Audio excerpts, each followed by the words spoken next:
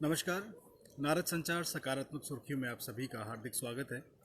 Hindu calendar के अनुसार आज पौष मास के कृष्ण पक्ष की एकादशी तिथि है, शनिवार है। आज का दिन सफला एकादशी के रूप में भी जाना जाता है। यह नववर्ष की पहली एकादशी भी है और ग्रेगोरियन कैलेंडर के अनुसार 9 जनवरी है, जो कि साल का 9वां दिन है। 9 जनवरी के इतिहास की अगर हम बात करें तो आज से ठीक 105 साल पहले 1915 में 9 जनवरी के दिन सुबह गांधी जी 21 साल बाद दक्षिण अफ्रीका से भारत लौटे थे और आते ही आज़ादी की लड़ाई में शामिल हो गए। गांधी 1893 में दक्षिण अफ्रीका गए थे और उस समय वे 24 साल के थे, लेकिन जब भारत लौटे तो 45 साल के एक अनुभवी वकील बन चुके थे। और बर्फीले अंटार्कटिक महाद्वीप पर पहला भारतीय अभियान दल आज ही के दिन 1942 में, माफ़ कीजिएगा, 1982 में पहुंचा था। इस अभियान की शुरुआत 1981 में हुई और इस टीम में कुल 21 सदस्य थे।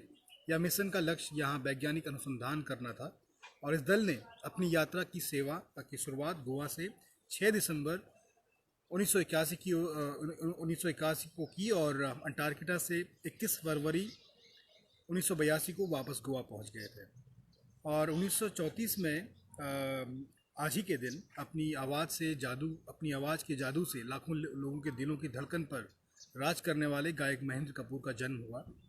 उन्हें नीले गगन के तले, चलो एक बार फिर से, मेरे देश की धरती और प्रीत जहाँ की रीत सदा, ऐसे कई ऐसे गीत हैं जिनको उन्होंने आवाज़ दी थी। और रुक करते हैं आज के समाचार की सकारात्मक सुर्खियों की ओर। तो देश में 4 बेटियां, जो देश की हमारी 4 बेटियां हैं, शनिवार को उत्तरी ध्रुव के ऊपर से दुनिया की सबसे लंबी हवाई यात्रा पूरा करने का इतिहास रचने वाली है। पहली बार 16,000 किलोमीटर लंबी उड़ान 4 महिला चालक दल पूरा करने वाला है। एयर इंडिया के दिल्ली बेस पर तैनात captain Zoya Agarwal San Francisco से बेंगलुरु आने वाले इस विमान के महिला चालक दल का नेतृत्व करने वाली हैं। एयर इंडिया की उड़ान पर जोया के साथ कैप्टन तन्मयी पापागिरी, कैप्टन आकांक्षा सोनावने और कैप्टन शिवानी मनहांस चालक दल की महिला सदस्य हैं।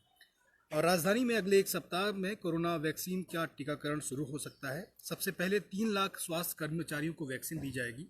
दिल्ली में टीकाकरण से संबंधित सभी तैयारियां पूरी कर ली गई हैं और शुक्रवार को कोरोना वैक्सीन का तीसरा टीकाकरण पूर्वाभ्यास भी सफलतापूर्वक शुरू हो गया है। इसमें वैक्सीन के भंडारण केंद्र से बूथ तक पहुंचने और लोगों को टीका लगाने तक की पूरी प्रक्रिया की गई है। किसी भी अस्पताल में टीकाकरण का कोई भी अभ्यास में कोई परेशानी नहीं आई, जो कि एक सकारात्मक बात है। और मध्य प्रदेश में लव जिहाद को लेकर कानून बनाने के बाद अब पत्थरबाजों के खिलाफ भी कानून बनने की प्रक्रिया शुरू हो गई है। मुख्यमंत्री शिवराज सिंह चौहान के ऐलान के बाद कानून का ड्राफ्ट तैयार किया जा रहा है और जल्द ही इस ड्राफ्ट को कैबिनेट की बैठक में लाया जाएगा। गृह विभाग के सूत्रों से मिली जानकारी के अनुसार इस कानून के तहत एक ट्रिब्यूनल बनाने की तैयारी है, जिसमें इस कानून के तहत आने वाले केसों की सुनवाई की जाएगी।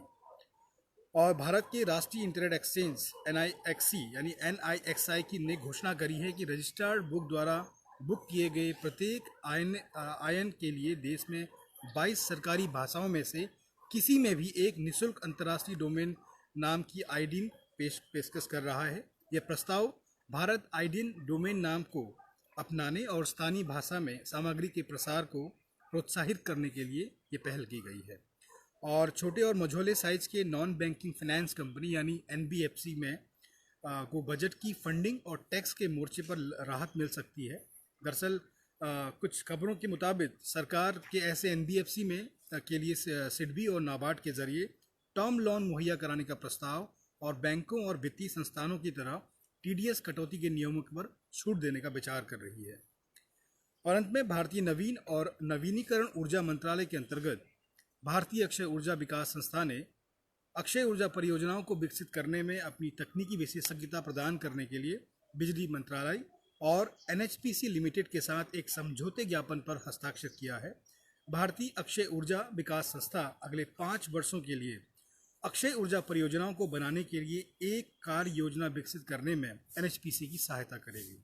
और आज के लिए इतना ही। कल सुबह फिर आपसे मुलाकात करते हैं। तब तक के लिए आप स्वस्थ रहें, मस्त रहें। आपका दिन शुभ हो। नमस्कार।